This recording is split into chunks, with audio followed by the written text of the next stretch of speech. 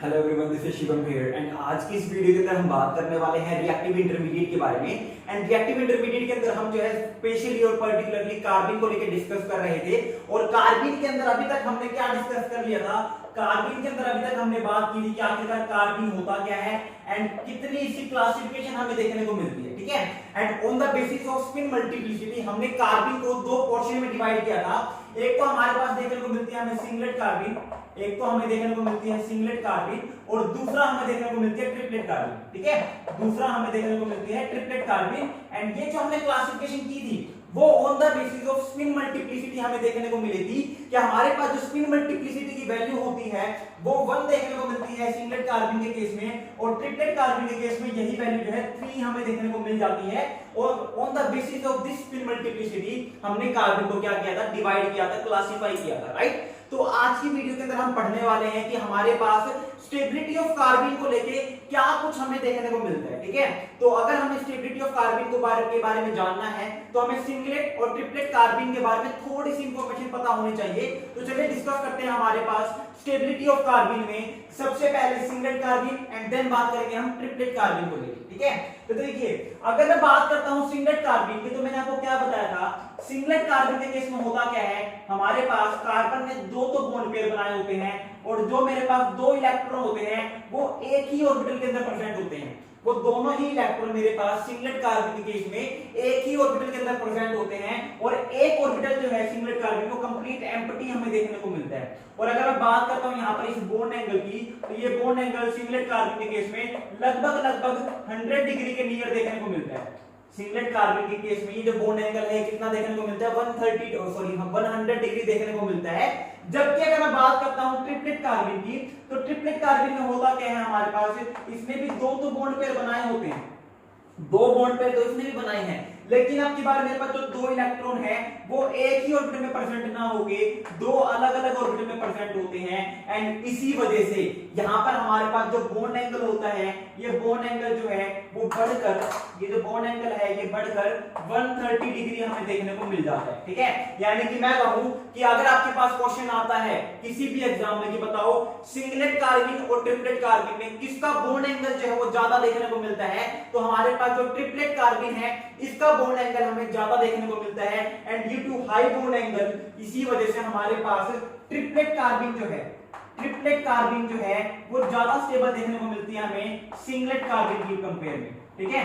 Stability की बात करता हूं तो ड्यू टू बॉन्ड एंगल हमारे पास जो ट्रिपलेट कार्बन है वो सिंगलेट कार्बन के कंपेयर में ज्यादा स्टेबल देखने को मिलती है, क्योंकि यहां पर जो बॉन्ड एंगल है वो ज्यादा है।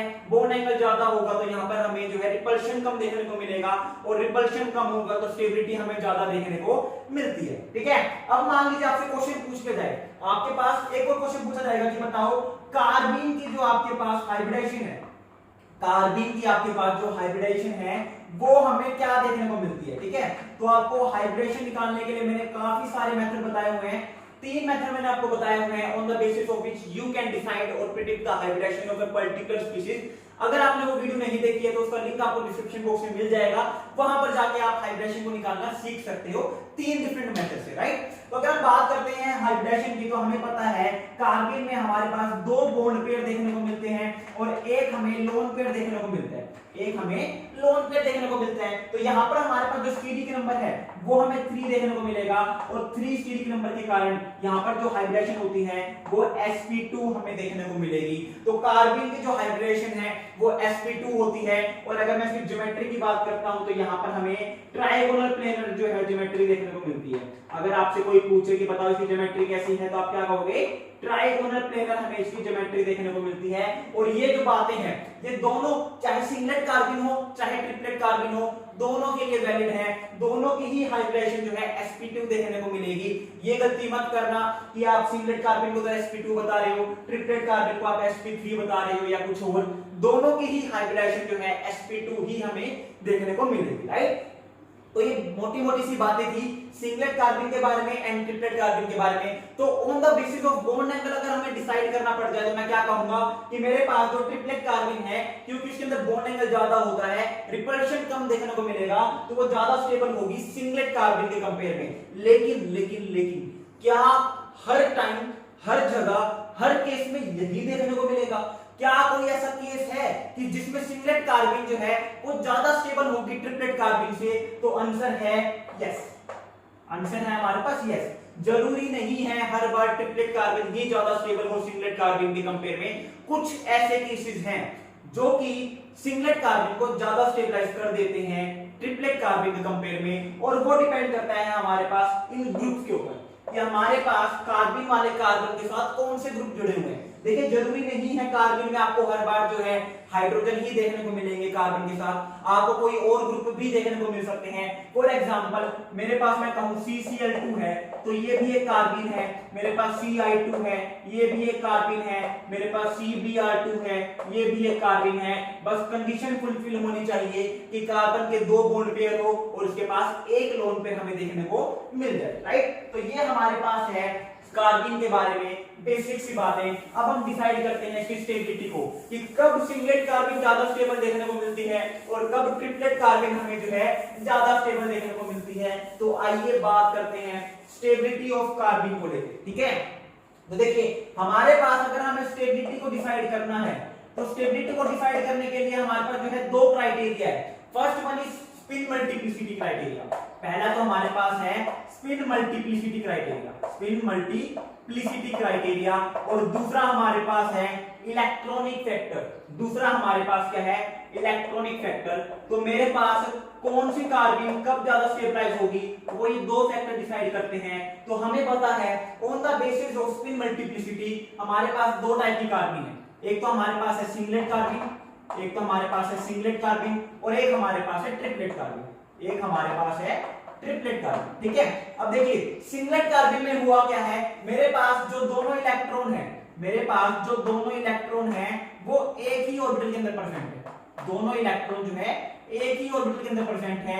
जबकि ट्रिपलेट कार्बिन में हुआ क्या है, दोनों इलेक्ट्रॉन जो है वो अलग अलग ऑर्बिटल में प्रेजेंट है। दोनों इलेक्ट्रॉन जो है वो अलग अलग ऑर्बिटल में प्रेजेंट है। और आपने जो है आपने केमिकल बॉन्डिंग के अंदर हंट्स रूल, अबोव रूल और पॉली एक्सक्लूजन प्रिंसिपल पढ़े होंगे, जो कि आपको इलेक्ट्रॉनिक कॉन्फ़िगरेशन को डिसाइड करने में, किस तरीके से इलेक्ट्रॉन की फीलिंग होगी ऑर्बिटल में, उसको डिसाइड करने में हेल्प करते हैं। एंड वही फैक्टर्स हमें यहां पर लगाने हैं। तो देखिए सिंगलेट कार्बिन में हुआ क्या है, दोनों इलेक्ट्रॉन एक ही ऑर्बिटल में है, और हमें पता है इलेक्ट्रॉन और इलेक्ट्रॉन के बीच में क्या देखने को मिलता है, हमें रिपल्शन देखने को मिलता है। तो अगर मैंने दोनों रिपेल करने वाली चीजों को एक ही साथ में रख दिया तो वहां पर रिपल्शन ज्यादा होगा, रिपल्शन ज्यादा होगा तो स्टेबिलिटी कम होगी। जबकि ट्रिपलेट कार्बिन में हुआ क्या है, दोनों ही इलेक्ट्रॉन मेरे पास अलग अलग ऑर्बिटल में है, तो अलग अलग ऑर्बिटल में प्रेजेंट होने की वजह से यहां पर हुआ क्या, इन इलेक्ट्रॉन्स के बीच में लगने वाला जो रिपल्शन है वो कम हो गया, और रिपल्शन कम होगा तो स्टेबिलिटी हमें ज्यादा देखने को मिलेगी। एंड इसी वजह से हमारे पास इस केस में जो सिंगलेट कार्बिन है वो कम स्टेबल होती है, ट्रिपलेट कार्बिन जो है ज्यादा स्टेबल होती है। तो on the basis off spin multiplicity अगर हम बात करते हैं तो ट्रिपलेट कार्बिन जो है वो ज्यादा स्टेबल होती है सिंगलेट कार्बिन के कंपेयर में, ठीक है।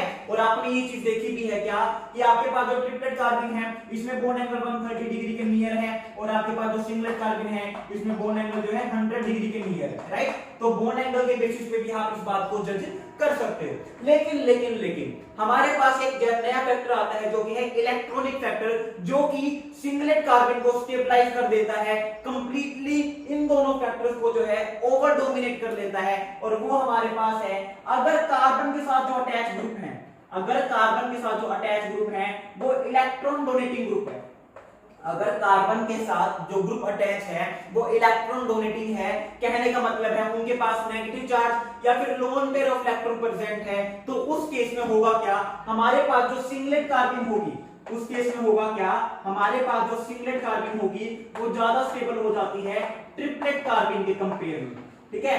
अगर हमारे पास कार्बन के साथ जो अटैच ग्रुप है वो इलेक्ट्रॉन डोनेटिंग ग्रुप है, तो उस केस में जो मेरे पास सिंगलेट कार्बिन है वो ज्यादा स्टेबल होती है ट्रिपलेट कार्बिन के कंपेयर में।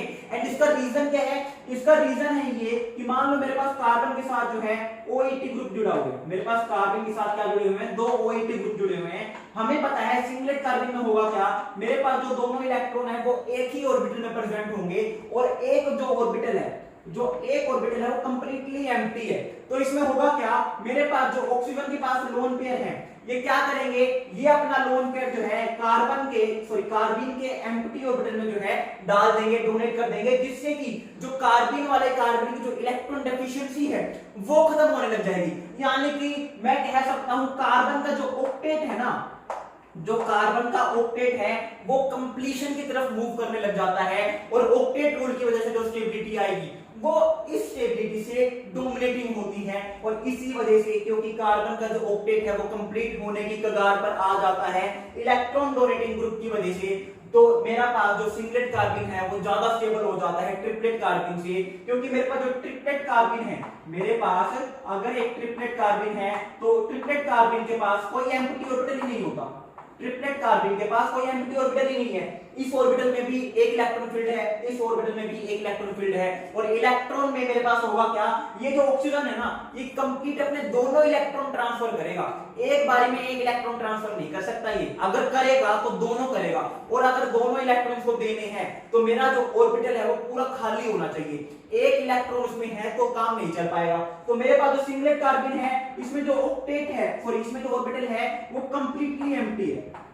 मेरे पास सिंगलेट कार्बिन में जो ऑर्बिटल है वो कंप्लीटली एम्प्टी है, जबकि मेरे पास ट्रिपलेट कार्बिन में जो मेरे पास ऑर्बिटल है ये हाफ फिल्ड है, जबकि इसमें क्या है, ये हाफ फिल्ड है। अब एक ऑर्बिटल में तो मैक्सिमम 2 ही इलेक्ट्रॉन आ सकते हैं, 3 तो आ नहीं सकते। तो देखिए पूरा एक ऑर्बिटल है, आप ये मत सोचना कि ये कंप्लीटली एम्प्टी है ना, ये पूरा एक ऑर्बिटल है, ये पूरा का पूरा एक ही ऑर्बिटल है। आपने देखा होगा ना p ऑर्बिटल ऐसा बनता है, px ये हो गया, py ये हो गया हमारे पास, और pz कुछ ऐसा हो जाएगा, है ना। तो ये पूरा एक ही ऑर्बिटल है, इन दोनों को मिला के मेरे पास एक ऑर्बिटल में 2 इलेक्ट्रॉन आएंगे।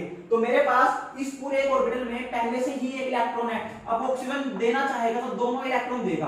अब दोनों इलेक्ट्रॉन को परसिस्ट करने के लिए ऑर्बिटल में तो जगह ही नहीं है, तो एक ट्रिपलेट कार्बिन का जो ऑर्बिटल है वो इसको ऑक्यूपाई नहीं कर सकता, और ऑक्यूपाई नहीं हो पाएगा तो इसका जो ऑक्टेट है वो कंप्लीशन की तरफ मूव नहीं कर सकता। जबकि यहां पर क्या होगा, सिंगलेट कार्बिन में ऑर्बिटल जो है कंप्लीटली एम्प्टी है, लोन पेयर ऑफ इलेक्ट्रॉन को ऑक्यूपाई कर सकता है, और एक कार्बिन वाले कार्बन को कितने इलेक्ट्रॉन चाहिए, 2 ही तो इलेक्ट्रॉन चाहिए थे अपने आप को स्टेबलाइज करने के लिए, 6 इलेक्ट्रॉन स्पीशीज थी ना कार्बिन, तो 2 इलेक्ट्रॉन कहां से मिल रहे हैं, ऑक्सीजन अपना लोन पेयर डोनेट कर रहा है, और जैसे ही ऑक्सीजन अपना लोन पेयर डोनेट कर देगा 8 इलेक्ट्रॉन की कगार इसकी कंप्लीशन हो जाएगी, और ये क्या हो जाएगा, स्टेबलाइज हो जाएगा। तो इसी कारण इलेक्ट्रॉनिक फैक्टर क्या कहता है कि अगर कार्बिन वाले कार्बन से मेरे पास कोई इलेक्ट्रॉन डोनेटिंग ग्रुप जुड़ा हुआ है तो उस केस में सिंगलेट कार्बिन ज्यादा स्टेबल देखने को मिलती है मुझे ट्रिपलेट कार्बिन के कंपेयर में, राइट। तो ये थे हमारे पास 2 स्टेबिलिटी फैक्टर जो कि डिसाइड करते हैं कि मेरे पास सिंगलेट कार्बिन ज्यादा स्टेबल होगी या ट्रिपलेट कार्बिन ज्यादा स्टेबल देखने को मिलेगी, राइट। अब हम चलते हैं क्वेश्चंस की तरफ, क्योंकि अगर आपको क्वेश्चन समझ में नहीं आए ना तो फिर फायदा नहीं होगा इस चीज का, ठीक है। तो देखिए अगर मैं क्वेश्चन की बात करता हूं तो मान लीजिए मुझे कहा जाए कि बताओ इसमें स्टेबिलिटी का ऑर्डर क्या देखने को मिलेगा। स्टेबिलिटी ऑर्डर मुझसे पूछा गया है, तो एक मेरे पास तो है CF2, एक मेरे पास है मान लीजिए CCl2, एक मेरे पास है CBr2, और एक मेरे पास है CI2, ठीक है। तो देखिए इसको देख के आपको पहली बात तो ये समझ में आना चाहिए कि जो आपके पास गिवन स्पीशीज है ना वो कार्बिन है, ये मेरे पास कार्बिन इंटरमीडिएट है, तो ये सारे के सारे मेरे पास क्या हो गए, कार्बिन हो गए। लोन पेयर सामने वाला एग्जामिनर जरूरी नहीं है दिखाएगा, ये आपको थोड़ी सी कॉमन सेंस लगानी पड़ेगी। अब देखिए हमसे पूछा गया कि बताइए कार्बिन की स्टेबिलिटी का ऑर्डर क्या देखने को मिलेगा। उसने ये नहीं पूछा हमसे सिंगलेट कार्बिन ज्यादा स्टेबल है इनमें या ट्रिपलेट कार्बिन, उसने पूछा भाई तुम्हारे पास 4 कार्बिन गिवन है, बताओ कौन सी कार्बिन ज्यादा स्टेबल है, कौन सी कम स्टेबल है, राइट। अब देखिए आपको दिख रहा है यहाँ पर कि मेरे पास जितनी भी कार्बन के साथ स्पीशीज लगी हुई है ना सारी की सारी लोन पेयर कंटेनिंग है, जितनी भी मेरे पास जो कार्बन के साथ स्पीशीज जुड़ी हुई हैं सारी की सारी लोन पेयर कंटेनिंग स्पीशीज है। इसका मतलब तो बेसिकली यही तो हुआ कि ये सारी की सारी मेरे पास सिंगलेट कार्बिन में रहना ज्यादा पसंद करेगी एज कंपेयर टू ट्रिपलेट कार्बिन, ठीक है। इतना तो समझ में आ गया। क्योंकि फिर अगर ये सिंगलेट कार्बिन में रहेगी तो यानी कि इन सब के पास क्या पाएगा, एम्प्टी ऑर्बिटल देखने को मिलेगा। मेरे पास इनके जो 2 इलेक्ट्रॉन हैं दोनों एक ही ऑर्बिटल में रहेंगे, और इस कार्बन के पास क्या है, एक एम्प्टी ऑर्बिटल है, इस कार्बन के पास क्या है, एक एम्प्टी ऑर्बिटल हमें देखने को मिलेगा। अब देखिए कौन सी कार्बन ज्यादा स्टेबलाइज होगी, जिस कार्बन के अंदर कार्बन की जो इलेक्ट्रॉन डेफिशिएंसी है वो सबसे ज्यादा अच्छी तरीके से पूरी हो रही होगी, वो कार्बन जो है सबसे ज्यादा ऑक्टेट कंप्लीट करके अपनी स्टेबिलिटी को शो करेगा। अब देखिए यहां पर है क्या, हमें पता है कार्बन जो है वो सेकंड पीरियड का ऑर्बिटल, सेकंड पीरियड से बिलोंग करता है। और कार्बन जो है क्या करेगा, अपने 2p ऑर्बिटल को इन्वॉल्व करवाएगा बॉन्डिंग में। तो कार्बन में तो यहाँ पर क्या है, सारी जगह 2p यूज होगा। इस कार्बन का, ये कार्बन कार्बन कार्बन सारे अपना 2p इन्वॉल्व करेंगे बॉन्डिंग में। अब देखिए फ्लोरीन क्या करेगा, इसके पास लोन पेयर है, डोनेट करना चाहेगा। क्लोरीन के पास लोन पेयर है, डोनेट करना चाहेगा। ब्रोमीन के पास लोन पेयर है, डोनेट करना चाहेगा। आयोडीन के पास लोन पेयर है, डोनेट करना चाहेगा। अब जितना ज्यादा अच्छा डोनेशन हो जाएगा कार्बन के एम्प्टी ऑर्बिटल में, उतनी ज्यादा स्टेबिलिटी हो जाएगी कार्बन की। तो हमें ये डिसाइड करना है कि कौन सा जो मेरे पास एलिमेंट है, कौन सा जो ग्रुप मेरे पास है सबसे अच्छे तरीके से डोनेशन शो कर सकता है। अब आप सोचोगे सर आपने जीओसी करवाई थी, और जीओसी में आपने कहा था जो माइनस आई इफेक्ट होता है ना, वो फ्लोरीन का सबसे ज्यादा, देन क्लोरीन का, देन ब्रोमीन का, और देन आयोडीन का। यानी कि जो फ्लोरीन है वो सबसे अच्छा इलेक्ट्रॉन रिलीजिंग ग्रुप है, तो ये तो सबसे कम देगा और ये सबसे ज्यादा देगा। तो स्टेबिलिटी ऑर्डर क्या हो जाएगा आपके अकॉर्डिंग, ये स्टेबिलिटी ऑर्डर आपके अकॉर्डिंग क्या होना चाहिए, ये, और ये बिल्कुल गलत है। इसको मत टिक कराना गलती से भी, ये ऑप्शन जरूर गिवन पाएगा। देखिए होता क्या है, मैंने यहाँ पर ठीक है माइनस आई इफेक्ट का तो ऑर्डर ये रहेगा, लेकिन यहाँ पर माइनस आई नहीं लग रहा, यहाँ पर मेरे पास प्लस एम इफेक्ट लग रहा है बच्चों। यहाँ पर मेरे पास प्लस एम इफेक्ट लग रहा है। मेरे पास एक लोन पेयर कंटेनिंग स्पीशीज है जिसके साइड में एक एम्प्टी ऑर्बिटल प्रेजेंट है, डोनेशन हो रही है इलेक्ट्रॉन की, थ्रू बॉन्ड डोनेशन नहीं हो रही, कंप्लीट इलेक्ट्रॉन डोनेशन हो रही है। तो ये प्लस एम लग रहा है, माइनस आई नहीं लग रहा है, ठीक है। दूसरी बात, जो फ्लोरीन है ये सेकंड पीरियड का एलिमेंट है, जो क्लोरीन है वो थर्ड पीरियड का एलिमेंट है, जो मेरे पास ब्रोमीन है वो फोर्थ पीरियड का, और जो आयोडीन है वो फिफ्थ पीरियड का है। अब आप खुद बताओ, अगर मैं इसकी बात करता हूं तो यहाँ पे मेरे पास कौन सी ओवरलैपिंग हो रही होगी, 2p क्योंकि कार्बन भी 2 सेकंड पीरियड से है और फ्लोरीन भी सेकंड पीरियड से है। यहां पर कौन सी हो रही होगी, 2p 3p ओवरलैपिंग हो रही होगी। यहां पर कौन सी हो रही होगी, 2p 4p, और नेक्स्ट केस में क्या हो रही होगी, 2p 5p ओवरलैपिंग हमें देखने को मिल रही होगी।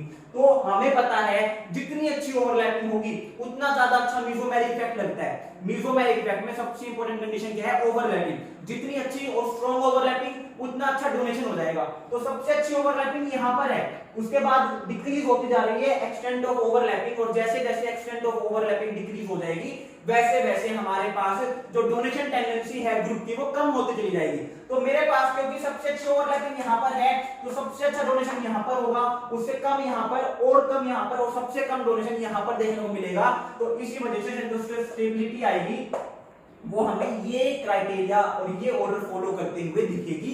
रीजन क्या है, रीजन यहाँ पर ये है कि सबसे अच्छी ओवरलैपिंग, सबसे अच्छे तरीके से डोनेशन, और सबसे ज्यादा ऑक्टेट कंप्लीशन की तरफ मेरे पास जो है कार्बन चला जाएगा। तो स्टेबिलिटी ऑर्डर मेरे पास यहाँ पर क्या देखने को मिलेगा, ये देखने को मिलेगा CF2 सबसे ज्यादा stable, then CCl2, then CBr2 and then CI2 हमें देखने को मिल जाएगा, राइट। तो ये हमारे पास है यहाँ पर इस केस में stability order. So I hope आपको जो कंसेप्ट है समझ में आया होगा। अब नेक्स्ट वीडियो के अंदर हमें क्या करना है, नेक्स्ट वीडियो के अंदर हम जो है यहाँ पर देखेंगे कि कार्बन की जो फॉर्मेशन है वो कैसे कैसे हो सकती है। क्योंकि अगर आपको रिएक्शन में ये समझ में नहीं आया कि मेरी जो कार्बन है वो कैसे बन रही है, किस केस में कार्बन बन रही है, तो कोई फायदा नहीं है इतना जो करवाया है। ये सारा बेसिक है, यहां से क्वेश्चन उठ के नहीं आते, क्वेश्चन उठ के आएंगे आपकी फॉर्मेशन ऑफ कार्बन से लेकर। तो नेक्स्ट वीडियो के अंदर हम बात करने वाले हैं किस तरीके से आप कार्बन को फॉर्म कर सकते हो। सो आई होप आपको जो वीडियो है वो अच्छी लगी होगी। कोई भी डाउट हो आप मेरे सोशल हैंडल्स के ऊपर जाके मुझे मैसेज पे ड्रॉप आउट कर सकते हो। जितने भी सोशल लिंक्स हैं आपको सारे डिस्क्रिप्शन बॉक्स में मिल जाएंगे। So thank you very much, have a good day.